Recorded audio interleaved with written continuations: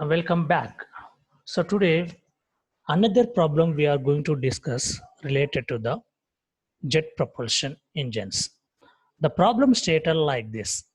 A jet propelled engine having two jets and working on turbojet engine has a velocity of 210 meter per second when flying at an altitude of 12,000 meters. The density of air at this altitude is 0.172 kg per meter cube.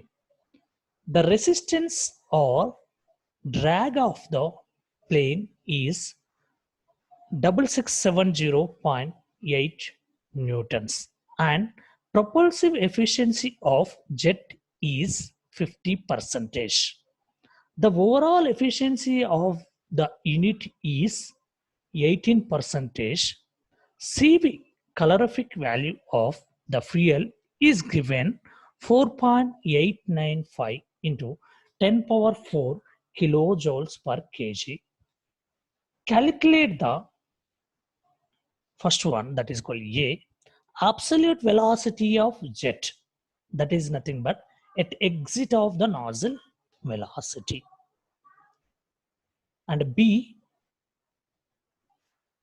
quantity of air compressed per minute, C, diameter of jet, and D, net power output of the plant, E, thrust specific fuel consumption, and last one is a air fuel ratio. So let us try to solve the problem. So let us understanding that the given data. So in the problem, it is stated that a jet propeller engine of a turbojet has a velocity that is called absolute velocity, that's why V suffix A is given that 210 meter per second. And number of jet engines on this vehicle is 2. And also given that the drag force that is equal 6670.8 newtons. The drag force also called as a here thrust force, that is equal F of thrust, and the density is given at an altitude of 12,000 meter, 0.172 kg per meter cube, and propulsive efficiency is given that 0.5, as well as the overall efficiency is equal to 0.18, and calorific value of the fuel is given that 48950 kilojoules per kg. So with this given data, and he is going to be asked you to find out the absolute velocity of jet, quantity of air compressed per minute, and diameter of jet, and net power output of the plant, and thrust specific fuel consumption, and air fuel ratio. So in the problem, the absolute velocity is given as well as the propulsive efficiency is given. So absolute velocity is given, it is equal to 210 meter per second. And from this one, the propulsive efficiency formula can be defined as 2 times of absolute velocity divided by the jet velocity plus absolute velocity. This absolute velocity is nothing but air velocity. With an air velocity, the air is going to be enter into the diffuser. So air velocity or absolute velocity, that is equal to 2 into VA divided by the V jet plus V of air. So in this one, the V of A is given in the problem and propulsive efficiency is given in the problem. Only unknown is jet velocity. If substitute here, the propulsive efficiency is 0.5 is equal to 2 times of VA, that is equal to 210 divided by the V jet plus VA, that is equal to 210.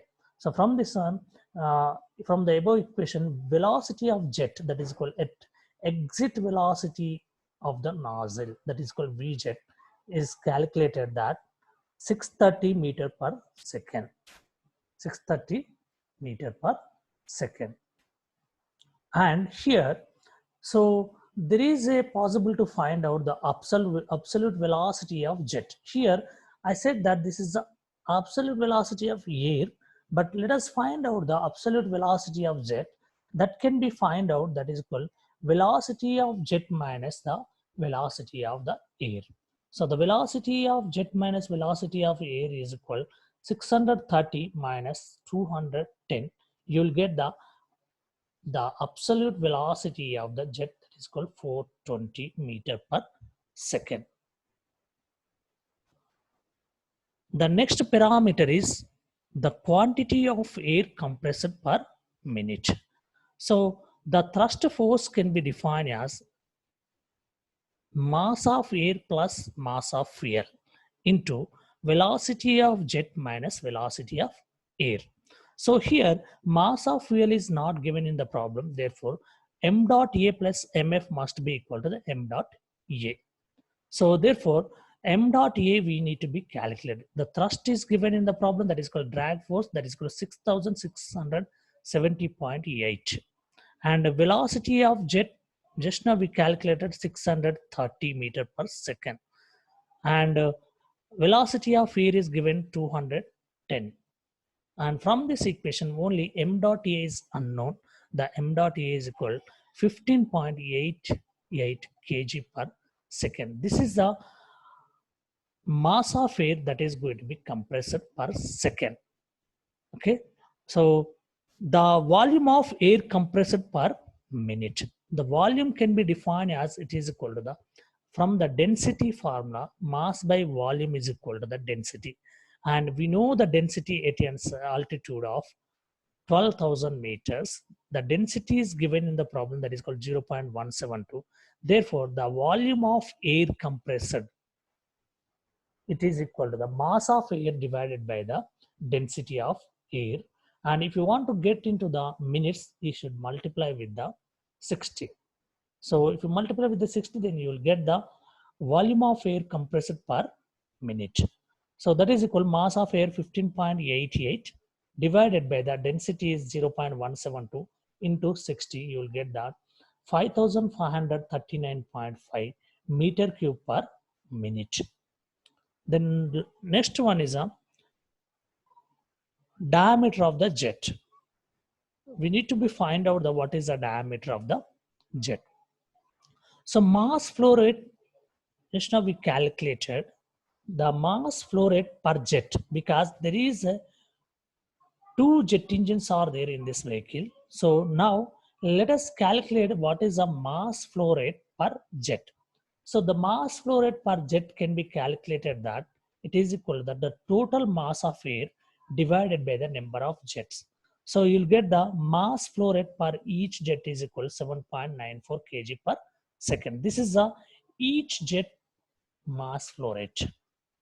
So in each jet, this much of kg per second of mass will be flowing. So therefore, m dot can be write as it is equal, the mass can be write as the density into cross sectional area of the jet into velocity of the air. So the diameter of jet, that is possible to find out from the process 1 to 2, that is equal at the diffuser. So at the diffuser, it is possible to write that the density is equal mass by volume. So mass can be written as mass is equal density into volume, where volume can be written as cross-sectional area of jet into the velocity of air that is going to be enter into the diffuser. So the velocity of air into cross-section of jet is giving that it's a volume. So that is going to be rewrite as the mass flow rate can be write as rho into pi by 4 into the diameter of jet square into the velocity of air. Velocity of air is given in the problem 210. So here the diameter of the jet we don't know, that is the only unknown, and this process is occurred from 1 to 2, that is in the diffuser. So therefore the diameter is unknown, that is called d square is unknown, pi by 4 is a constant value, and density is given in the problem, and mass flow rate 7.94 kg per second. So from this one, the diameter of the jet can be find out 0.305 meters, or in centimeter 30.5 centimeters. Next, the next term is a fourth term, the net power output from each unit.